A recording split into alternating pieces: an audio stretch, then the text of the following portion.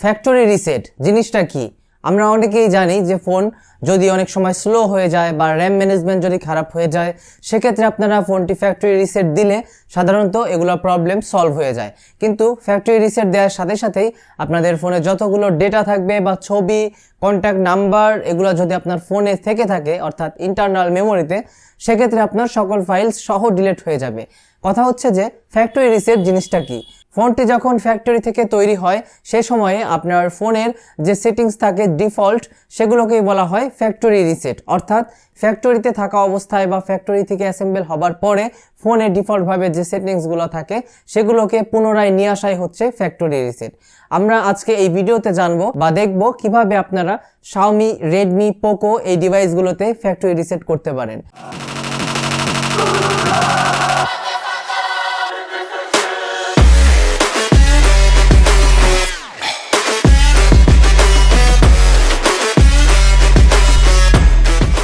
এই ভিডিওটি এক্সপার্টদের জন্য নয়, আগেই বলে রাখছি, কারণ আমরা সবাই কম বেশি ফ্যাক্টরি রিসেট করতে পারি, কিন্তু অনেকেই রয়েছেন যারা ফ্যাক্টরি রিসেট কিভাবে করতে হয় বুঝেন না বা কিভাবে করতে হয় প্রপার ভিডিও পাচ্ছেন না, বা পেলেও সেগুলো ক্লিয়ারলি বুঝতে পারছেন না।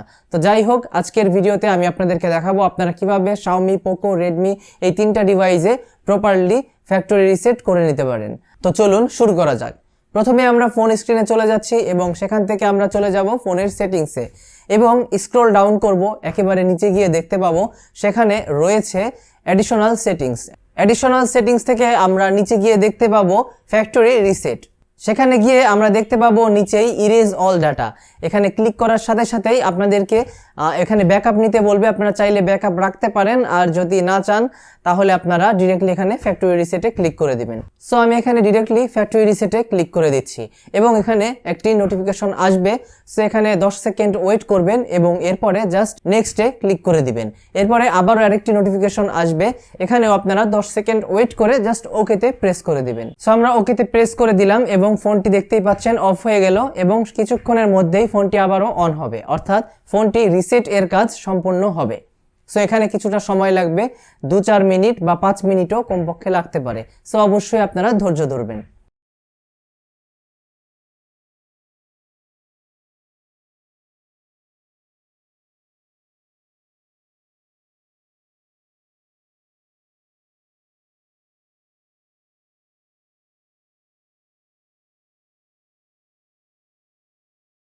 ফোনটি অন হয়ে গেলে নিচে অ্যারো চিহ্ন দেখতে পাবেন, সেখানে জাস্ট একবার ক্লিক করে দিবেন। এরপরে আপনাকে বলবে ভাষা সিলেক্ট করার জন্য। আপনি যদি চান বাংলা ভাষা সিলেক্ট করে রাখতে তাহলে নিচে ডান পাশের অ্যারোতে ক্লিক করবেন, অথবা আপনি এখানে ইউনাইটেড কিংডম সিলেক্ট করে দিতে পারেন। এরপর এখানে দেখতে পাচ্ছেন চুজ ইউর রিজিয়ন, অর্থাৎ আপনি কোন দেশে থাকেন সেটা এখানে সিলেক্ট করে দিবেন। সো আমি যেহেতু বাংলাদেশি, সো আমি এখানে বাংলাদেশ সিলেক্ট করে নিচে আবারও অ্যারোতে ক্লিক করে দিচ্ছি। নেক্সট যে পেজটি চলে আসবে সেটা হচ্ছে টার্মস অ্যান্ড কন্ডিশনের। এখানে আপনারা নিচে দেখতে পাবেন I have read and agree. So এটাতে আপনারা জাস্ট মার্ক করে বা টিক করে দিবেন। এখানে দেওয়ার পরে আপনারা জাস্ট আবারও নিচে ডান পাশে অ্যারোতে ক্লিক করে দিবেন। এরপর আপনারা দেখতে পাবেন কানেক্ট টু নেটওয়ার্ক। এখানে আপনারা চাইলে আপনাদের ওয়াইফাই কানেক্ট করে নিতে পারেন। সো আমি এখানে ওয়াইফাই কানেক্ট করে দেখাচ্ছি না, ডিরেক্টলি আমি ফোন ওপেন করছি। সো এখানে আমি নিচে দেখতে পাচ্ছেন স্কিপ। সো আমি স্কিপ বাটনটিতে ক্লিক করে দিচ্ছি। এরপরে গুগল সার্ভিসের কিছু টার্মস অ্যান্ড কন্ডিশন শো করবে। এখান থেকে আপনারা জাস্ট নিচে ডান পাশে মোর এ ক্লিক করবেন এবং অ্যাকসেপ্টে ক্লিক করে দিবেন। এরপর আপনাদেরকে এখানে সেট পাসওয়ার্ড এর অপশনটি চলে আসবে। এখানে আপনারা চাইলে পাসওয়ার্ড দিতে পারেন ফোনের। আপাতত আমি যেহেতু পাসওয়ার্ড দিচ্ছি না, আমি জাস্ট স্কিপে ক্লিক করে দিচ্ছি। আপনারা চাইলে এখানে ফোনের পাসওয়ার্ড সেভ করে দিতে পারেন। এরপর রয়েছে অ্যাডিশনাল সেটিংস। এখানে সবগুলো অপশনকে আপনারা মার্ক করে দিয়ে জাস্ট অ্যারো চিহ্নটিতে ক্লিক করে দিবেন। এরপর আপনারা দেখতে পাবেন সিলেক্ট ডিফল্ট লঞ্চার। সো আমি এখানে ক্লাসিক সিলেক্ট করেই জাস্ট অ্যারোতে ক্লিক করে দিচ্ছি। এখানে দেখতে পাচ্ছেন লেখা আসছে যে সেটআপ কমপ্লিট। এবার আমরা মেইন অ্যারোতে ক্লিক করে দিচ্ছি এবং দেখতে পাবেন আমাদের ফোনটি অন হয়ে গিয়েছে। ফোন রিসেট করার আগে অবশ্যই আপনারা ফোনের ডাটাগুলো ব্যাকআপ করে রাখবেন, কারণ ফ্যাক্টরি ডাটা রিসেট করার সময় আপনার ফোনের যতগুলো ডাটা রয়েছে, মোবাইল নাম্বার, ফটোজ, ভিডিওস, এগুলো সবকিছু ডিলিট হয়ে যাবে যদি সেটা ইন্টারনাল মেমোরিতে থাকে।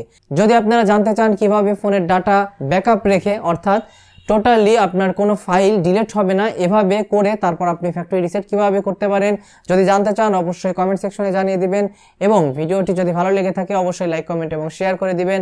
আমি ছিলাম এতক্ষণ জিসান আপনাদের সামনে, এবং আপনারা দেখছেন Jisan therapy. Flow like water, so I'm going mainstream.